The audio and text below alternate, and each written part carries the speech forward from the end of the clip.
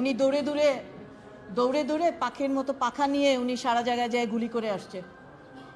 যে আইনে তাকে বন্দি করা হয়েছে এই ট্রাইব্যুনালে, এবং তার বিরুদ্ধে যে অপরাধগুলো বলা হচ্ছে, এটার প্রসিকিউশন তরফ থেকে যে লিখিত বিষয়গুলো আছে সেগুলো সম্পর্কে তার তো অবহিত হওয়া উচিত। এটা প্রত্যেকটা মানুষের মৌলিক অধিকার যে তার বিরুদ্ধে যে অ্যালিগেশনগুলো এসেছে সেই অ্যালিগেশনগুলো কিসের ভিত্তিতে, কোন আইনের ভিত্তিতে এসেছে, এবং সেই আইনে এবং তার সম্পর্কে তার যথাযথভাবে আইন মেনে এই অ্যালিগেশনগুলো হয়েছে কিনা, এবং এই অ্যালিগেশনের জবাব দেওয়ার জন্য তার যে পড়াশোনার প্রয়োজন বা তার যে বিষয়গুলো জানার প্রয়োজন, সমস্ত বিষয়গুলোর জন্য আমরা কোর্টের কাছে একটি দরখাস্ত দিয়েছিলাম যে আমাদের এই প্রসিকিউশনের ডকুমেন্টস এবং জেলখানায় তার জন্য যেন পর্যাপ্ত যারা বন্দী আছে বিশেষ করে ওনাকে যেন দেয়া হয় কাগজ কলম এবং অন্যান্য কিছু,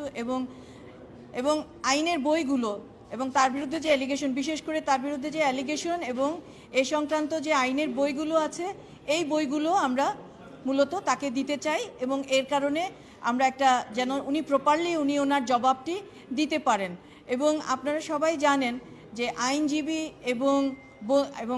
এবং অভিযুক্ত যিনি থাকেন তাদের সম্পর্কটা হয় অন্যরকম, অর্থাৎ অত্যন্ত এই সম্পর্কটা থাকে অত্যন্ত নিখুঁত এবং অত্যন্ত, আমি বলবো যে কনফিডেন্সিয়াল থাকতে হয়, এবং এখানে কোনোভাবে অন্য কেউ ঢুকতে পারে না। অর্থাৎ আমি তার বিরুদ্ধে যে অভিযোগটা আছে সেই অভিযোগটা আমি তো একজন আইনজীবী, আমার তার কাছ থেকে জানতে হবে যে এই অভিযোগটা উনি কতটুকু ইনভলভ আছে কি আছে না, এবং এর সাথে কে ইনভলভ আছে, কিভাবে আছে বা কীভাবে বলতে হবে বা কি, এগুলো উনি আমাকে বলবেন।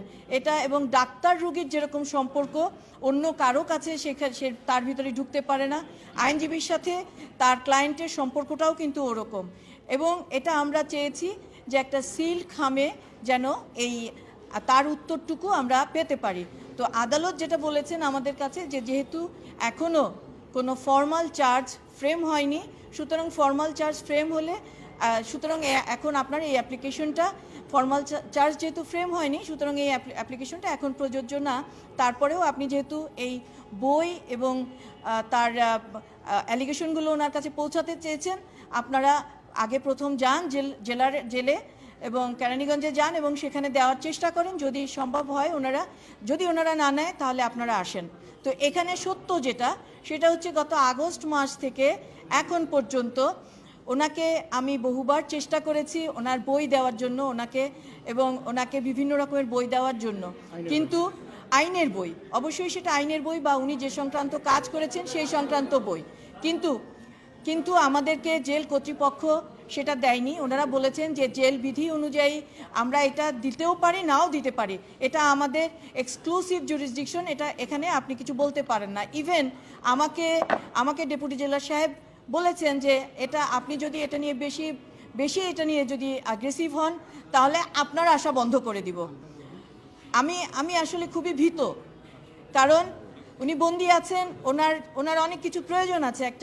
একটা মানবিক যে একটা মানুষের যে ফান্ডামেন্টাল রাইটসের কথা আমরা এত কথা বলি, কিন্তু ফান্ডামেন্টাল রাইটস যখন আমার জন্য হয়, আমার জন্য কি ফান্ডামেন্টাল রাইটস নাই? আমি কি পাবো না এগুলো? আপনি আমাকে বন্দি করে রাখলেন, এখন পর্যন্ত আমাকে কিছুই দিলেন না ফর্মালি। আপনি একের পর এক অ্যালিগেশন নিয়ে আসলেন আর কোর্টে এসে বললেন যে এটার শোন অ্যারেস্ট দেখানো হোক, এটার শোন অ্যারেস্ট দেখানো হোক, কিন্তু কিসের ভিত্তিতে আমাকে নিয়ে আসলেন? আমাকে জানতে হবে না? আমি সেটা পাচ্ছি না। আমি জাতিসংঘের তদন্ত প্রতিবেদন যেটা আছে আমি সেটাও ওনাদেরকে দিতে চেয়েছি, এবং জাতিসংঘের তদন্ত প্রতিবেদন এটা একটা পাবলিক ডকুমেন্টস এবং ইন্টারনেটে এটা পাওয়া যায়, সেই ডকুমেন্টসটার পাওয়ার অধিকার তার আছে। আমাকে লাস্টলি আমাকে কোর্ট জানিয়েছেন আপনি বাই পোস্টে অ্যাকনলেজ করে আপনি ওনাকে পাঠান কেরানীগঞ্জে, ওনারা যদি না নেয় তাহলে আমরা এটা ব্যবস্থা করব। একটা প্রশ্ন, যেটা হচ্ছে আপনি বইয়ের সাথে জাতিসংঘের রিপোর্ট দিতে চেয়েছেন জি তো সেখানে ট্রাইব্যুনালকে বা প্রসিকিউশন টিমকে আপনারা দেখাতে চান না, কারণ হচ্ছে ওটা স্পেশালি আপনি দিতে চান।